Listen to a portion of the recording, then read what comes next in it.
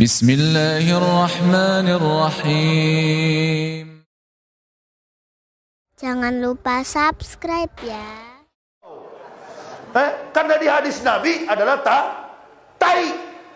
Nabi bilang apa? Yang aku khawatirkan dari umatku apabila mereka hanya berpikir apa yang masuk dari mulutnya disimpan ke dalam perutnya, maka nilai manusia itu tidak lebih daripada apa yang keluar dari dalam perut. Apa itu? Tai. Hitler juga ngomong begitu. Hitler, Nazi, Führer. Dia ngomong apa? Orang munafik seperti lalat di atas pesos. Dia berputar-putar di atas pesos. Yang dia konsumsi adalah tai. Nanti kalau nggak percaya, lepas di tanah, baru lihat tunggu lalat datang. Dia putar-putar di situ. Yang dia konsumsi adalah tai. Apa kata Allah? Ya ayyuhan nabiyyu jahidil kufara wal munafikin wahlus alaihim wa mammatu fasikun wa mawahum jahannam wa bi'sal masir. Karena mereka itu adalah orang-orang yang mati di tempat yang tersiksa. Ini orang kafir dan munafik. Nabi diperintahkan oleh Allah, perangilah jahidil wal munafikin, kufara wal munafikin. Wahai Nabi, wahai Rasulullah, perangilah orang-orang kafir dan munafik. Kalau enggak mau diperangi, waklus alaihim, bersikap keras. Jadi enggak usah takut-takut mau ngomong begitu. Bahaya nanti Ustaz. Bahaya apanya? Semakin penakut kita, semakin dicegat oleh dia. Berani setengah-setengah, dia akan makan dari kepala. Kalau mau berani, karena Allah. Kalau benci, tidak boleh. Saya mengatakan si kafir itu masuk neraka bukan karena benci, sayang supaya mereka masuk Islam. Tapi tidak boleh semua. Kalau sudah semua nanti siapa yang di neraka, kan begitu. Jadi kayu bakar. Orang bikin gudeg, saya nonton tadi malam TV Jogja di hotel, saya nonton gudeg itu perlu banyak kayu rupa-rupanya. Allahu Akbar, gudeg dari tahun 40 berapa itu? Banyak sekali pekerjaannya di situ, sorong-sorong kayu sampai matanya pedis. Dari subuh sudah belanja, kayu yang disorong-sorong. Oh, ini dalam Al-Quran, inna atadna lil kafirina salasila wa aklala wa saira. Sesungguhnya kata Allah, kami sediakan bagi orang kafir adalah belenggu, rantai dan neraka yang menyala-nyala. Semua harta orang kafir, semua pangkat orang kafir, bahkan silsilah nasab keturunan mereka, anak cucu mereka akan jadi umpan jahanam.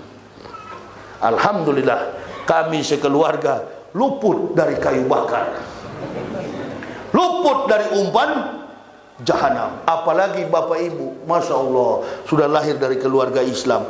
Sudahlah, kalau kita tidak sholat itu normal. 5 waktu jadi 4 waktu, nggak apa-apa, itu normal. Tapi jangan ente sudah tidak sholat munafik. Tapi ente kelihatan puasa di bulan Ramadan. Kemarin nonton puasa di bulan Ramadan. Kalau muncul di TV itu, buka puasa bersama. Saya bilang orang munafik bisa puasa ya. Kelompok cebong kemarin, putih-putih mulutnya. Saya bilang istri, munafik bisa puasa deh ya.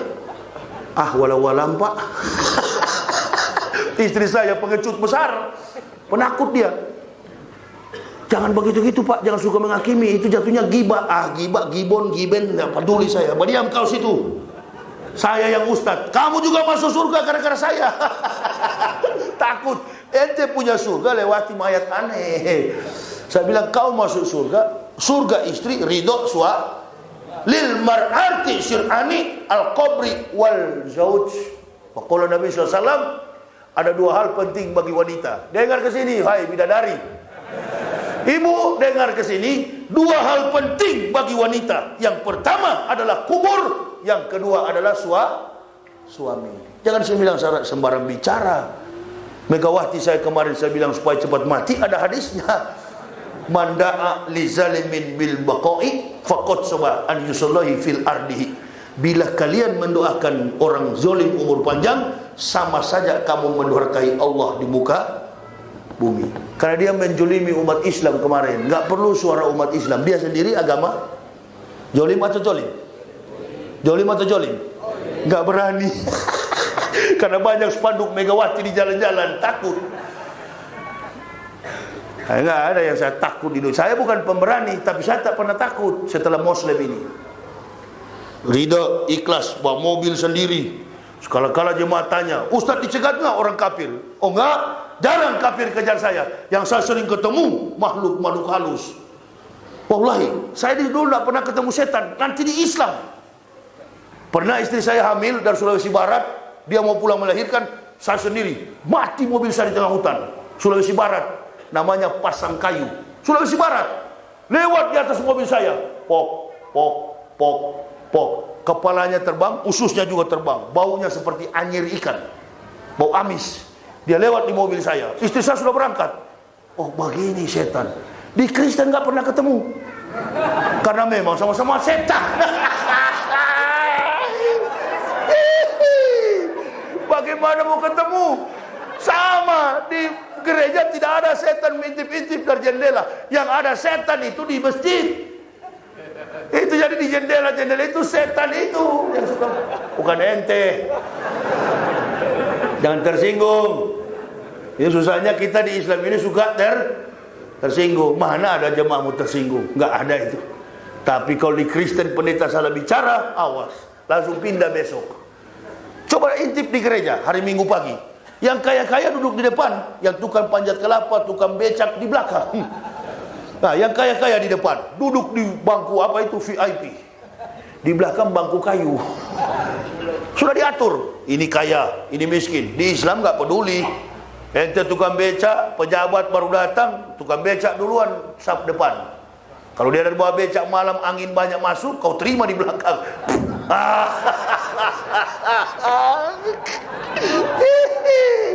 Kau tangkap itu. Jadi di Islam ini tidak ada yang hebat kecuali all the praises go to Allah and Rasul. Segala pujian hanya kepada Allah dan Rasul. Nggak ada yang hebat dalam masjid, sama semua. Presiden pun di bawah Joko Widodo, yang di atas adalah Ustaz. Makanya hargailah Ustaz. Hargai dengan cara apa? Amplop dikasih tebal.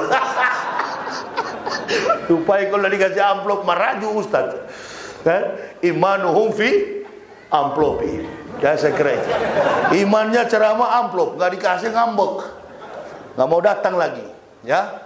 Saya tadi malam, tadi subuh tidak datang ceramah. Kenapa? Tanya istri saya. Tidak ada baju bersih. Kotor semua baju dari Pontianak langsung ke Solo.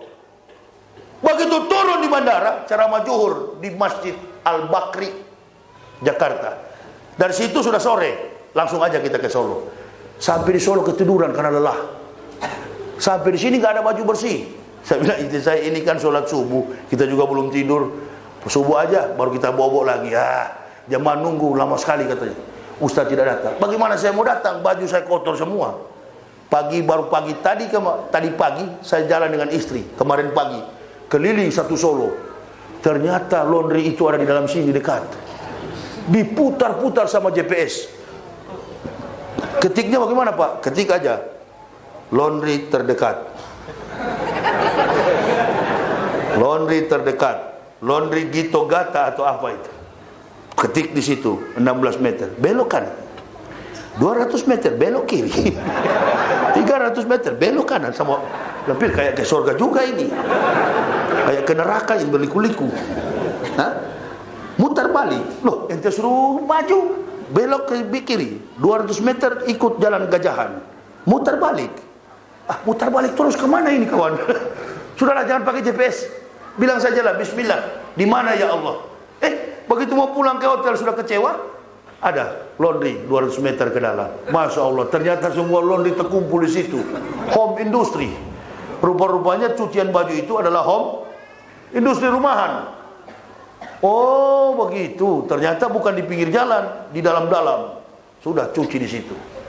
Malu nggak kira-kira panitia yang undang saya itu kalau bilang begini?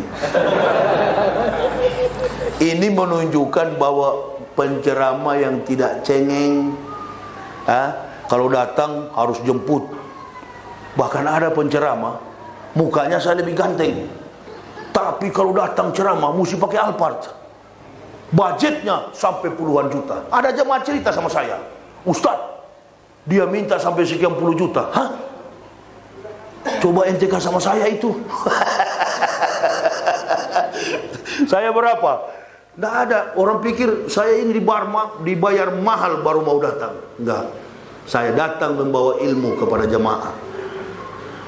Saya sambil berdakwah, saya juga penulis buku. Jadi buku itulah yang saya pakai untuk berdakwah keliling Indonesia. Karena saya sudah pernah coba mobil saya itu pakai air wudhu, buka tangkinya, saya pakai air wudhu. Barangkali ini air sering pakai wudhu, mobil jadi irit ini. Begitu saya starter nggak bisa hidup. Rupa-rupanya kasih ini bawa ke jemaah kebenaran Islam menurut mantan pendeta. Di dalam buku inilah biodata kami secara lengkap. Ini saya mewisudahkan para pendeta dan data-data kebohongan Bible Kristen. Silakan ibu bapak ambil di mobil sana, ambil saja. Silakan, tapi bayar. Wah, di Semarang, di Magelang saya bilang ambil saja, dia ambil betul. Begitu saya ke mobil, berapa? Bagaimana dek? Iya pak, tadi banyak yang ambil. Terus, iya, tapi semuanya katanya ustadz yang suruh. Bila itu ikhlaskan lillahi ta'ala. Allahu Akbar. Pokoknya sepanjang jalan sampai Surabaya marah istri saya. Saya bilang sabarlah manis, nanti Allah ganti di sana. Sampai di Madura kami, namanya Blige, acara haulan. Blige 80 km masuk ke dalam dari pasar apa ini, Sampang. 80 km dari pasar masuk ke dalam. Sampai di sana, habis acara, kiainya bilang, kenapa sampean bawa buku? Kenapa kiai? Di sini buta-buta huruf.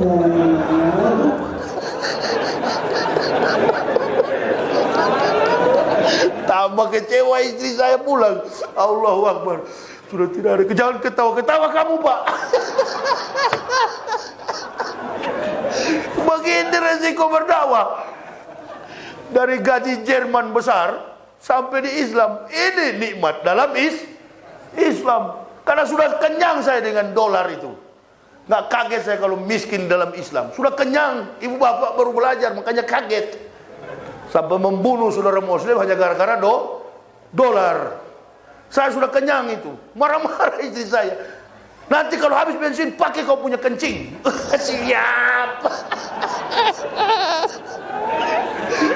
Allahu Akbar. Tidak imbang. Pendakwah tetap kuat. Sampai di Surabaya. Polisi di Surabaya kan dulu seperti hakim garis bola kaki. Pokoknya menyimpang sedikit garis putih, prit. Dia tiup saya. Tiup. Minggir. Selamat siang. Ya memang siang. Wah, lucu juga bapak ini. Dari mana pak? Saya bilang saya dari Jakarta komandan. Mau kemana? Saya dari Madura mau pulang ke Jakarta. Bukan di sini pak, Jakarta. Tolnya sebelah. Bapak mau kemana ini? Saya bilang saya mau pulang ke Jakarta pak. Mau cari tol. Saya orang baru. Terus satu datang ke sini mendekat. Ini bukan Ustadz Yahya ya? Ya alhamdulillah ketemu. Salam-salaman begini memang. Sudah diperlihatkan undang-undangnya. Ini pak ayat-ayat lalu lintas. Sabuk pengaman bapak tidak ada. 250.000. Memang ada tertulis 250.000 tanpa sabuk. Pokoknya total hampir 1 juta. Istri saya tambah kacau.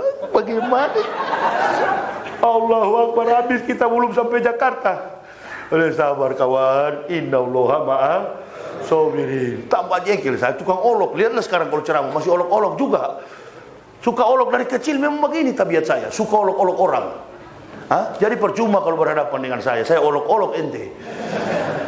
Sampai di Jalan Darmo namanya itu. Sudah 10:30. Ada masjid di situ besar namanya Masjid Al-Falah. Wah, mampir kami di situ. Dipanggil sama ketua masjid. Sementara berwudu, ada yang ketawa-ketawa. Dia lihat-lihat saya senyum, dia buang muka lagi. Dia senyum lagi. Apa ini resleting celana terkunci? Apa yang lucu? Sudah jengkel saya ini. Mau tanya saya, Mas, kenapa ente ketawa-ketawa? Oh, tidak. Karena menunggu jawab pada berdatangan, Masjid Al-Falah itu ada tangga. Saya baring-baring situ sambil tarik-tarik pinggang saya. Ada yang colek. Ustaz, ente kenal saya? Iya, ini Ustadz Yahya ya? Iya, pucuk dicinta, ulang pun tiba. Sudah lama kami cari-cari Ustadz punya nomor. Sekarang Ustadz datang di sini. Ayo, ketua masjid mau ketemu di atas. Bawa ke atas. Kebetulan ketua masjidnya orang Makassar. Berkenalan, Ustaz, ente ngisi dulu kajian zuhur hari ini. Masya Allah. Yang tadinya mau pulang, sampai 3 bulan saya ceramah di Surabaya. Saya ceramah, pokoknya tidak ada sisa. Bahkan ada namanya di Surabaya itu namanya Ali Badri atau siapa itu. Boleh dikatakan cukup disegani di Surabaya, namanya Ali Badri. Bilang dengan beberapa pengusaha itu, Ustadz saya ambil buku ini satu, ini saya kasih cek. Dalam hatiku cek betul atau tidak ini. Nominalnya besar sekali. Saya bilang istri saya, kawan coba kau lihat ini. Dari yang ente marah-marah ini kalau betul ini, ente bisa senyum sekarang ini. Contohnya dia kalau tidak percaya. Masya Allah. Jadi saya percuma dengan kesusahan ini, saya senyum karena saya tahu di baliknya itu lebih kekuasaan Allah lebih besar. Wah, begitu tukar. Bukan cuma itu, di bawah saya ketemu manajer banknya. Apa yang Ustadz perlu? Sudah kami siapkan. Berat saya pulang, pikul duit di kantong plastik. Saya bawa sama istri saya. Ini yang kau marah-marah saya. Alhamdulillah Pak ya. Dasar munafik kau. Jadi kau seperti istri Ayub. Nanti ada rezeki baru bersyukur. Tidak ada kau cemberut. Kalau saya sudah biasa begitu-gitu, jalan kemana-mana, nggak apa, sudah tahan pukulan. Ya, memang beginilah pendakwah. Semakin kita mengeluh, semakin jauh kekuasaan Allah. Lihatlah. Tapi harga diri kita sebagai pendakwah tentu tetap harus dijaga. Kehormatan, harga diri tetap kita harus jaga. Karena itu lebih mulia daripada segala-galanya. Ini yang bisa saya sampaikan. Yang dapat saya simpulkan ada 3. Persatuan, kehormatan harga diri seorang muslim, dan juga rahasia-rahasia kita di dalam Islam jangan sampai terbaca oleh orang-orang kafir, membuat mereka kuat untuk menghancurkan kita. Saya kira ini yang bisa saya sampaikan. Bagi jamaah nanti yang berminat untuk memiliki buku saya, ambil saja di mobil, ada istri saya yang akan melayaninya ya, tapi bayar. Saya suruh bilang ambil 2 kali, udah Ustaz bilang ambil, katanya Bu. Istri saya juga dengar saya suruh bayar. Kan cuma dekat dari mobil ke sini. Ya, saya kira begitu ya. Insya Allah nanti kita jumpa lagi malam hari di Masjid Al-Bakri. Al-Bakri Jakarta. Enggak, kalau Al-Bakri Jakarta tebal amplopnya itu. Makanya saya kaget. Al-Bakri bisa gratis di buku di mobil. Al-Bakri malam ya, di mana itu Gus? Mojosongo ya. Kita jumpa di sana lagi insya Allah nanti malam. Berikan kesempatan siang ini saya mau makan bakso dengan bakso apa Gus? Pak Muslim. Waduh, dibawa tadi malam jam 12:30. Jam 12:30 bakso. Saya bilang harus antar. Pakai tulang-tulang. Istri saya dikasih uang nggak mau, saya hantam. Oh Gus, kalau boleh besok kita sambung lagi. Makanya saya kasih panjang ceramah subuh ini untuk cari muka ke beliau. Mantap ceramah Ustaz. Ayo. Jadi kalau boleh 2 porsi jus ya. Ini 2 jam ini saya ceramah. Baksonya harus pakai tetelan 2 porsi. Ya. Kopi juga ini kurang enak jadi dari rasa kopi ini saya sudah tahu modal panitia. Sudahlah. Tapi jangan, kasihan saudara juga ini harus diminum. Nggak manis dan kopinya kurang. Jadi memang sembarang, yang penting kopi dah. Ini juga kan bekas kafir. Udah. Kalau yang datang dari Madinah, oh rapat betul itu, gelasnya pakai bengkok-bengkok begini kayak Aladin. Manis betul itu. Tapi susu minumannya. Nah sama, lebih merugikan juga kalau susu. Ini kan minuman orang kampung. Ikutilah gaya hidup orang Islam. Jangan kau bawa itu sifat kafir sombong itu. Ikuti orang Islam, berbusana-busana yang baik, berbusana-busana sebagaimana orang Islam. Tidak usah lagi bawa sifat kafir dalam Islam. Kalau keras tetap dipertahankan demi keutuhan dakwah kita di Indonesia. Saya kira ini yang bisa saya sampaikan. Terima kasih atas segala perhatiannya. Mohon maaf atas segala kekurangan kami. Usikum wa nafsi bitaqwallah. La ilaha illa huwa allallahi falyatawakkalul mu'minun. Wassalamualaikum warahmatullahi wabarakatuh. Allahu akbar. Ada satu menanya kesempatan Ustaz. Sudahlah, saya sudah tahu yang mau ditanya pasti ada di dalam buku. Tapi cobalah kalau nggak percaya. Coba. Enggak, pasti bukan mau jual buku, Pak De. Tapi yang mau ditanya ini pasti ada di dalam buku. Silakan, Pak. Ya, Assalamualaikum warahmatullahi wabarakatuh. Waalaikumsalam. Ini Ustaz, berkaitan dengan ini mensikapi seorang kafir, tetapi dia sangat baik, bahkan lebih baik daripada orang muslim. Dan kebetulan itu rumahnya dekat juga. Ya. Terus apa itu? Kalau di bidang memusuhi Islam kelihatannya tidak. Tetapi ada satu sisi yang menunjukkan bahwa dia ini seperti apa ini namanya? Membuat simpatik agar tertarik kepada dia begitu. Tertarik ya mengenai tata caranya, kemudian saya sudah paham. Dia baik, tetapi di balik sifat dan kebaikannya itu, dia ingin menarik kita untuk simpati pada sikapnya. Di Kristen ada itu, cerdiklah kamu seperti ular, tulus hati seperti burung merpati. Jadi kecerdikan orang Kristen itu ular. Dalam Bible Kristen itu dijelaskan, cerdiklah kamu seperti ular, tulus hati seperti burung merpati. Ular yang namanya ular tetap ular. Kalau ini bukan, ini dulu binatang sudah jadi manusia. Artinya dulu ini ular, tapi sekarang sudah jadi manusia. Tadi kan kafir itu binatang makhluk yang paling buruk. Berarti posisi saya waktu kafir adalah binatang. Begitu masuk Islam berubah jadi manusia. Nah, ini boleh dipercaya. Kalau yang tadi jangan, tetap binatang, tetap ular. Ular tetap ular. Sudah banyak orang pelihara ular, masih kecil baik, begitu besar ditelan. Nah, jadi kira-kira bapak sebelum ditelan,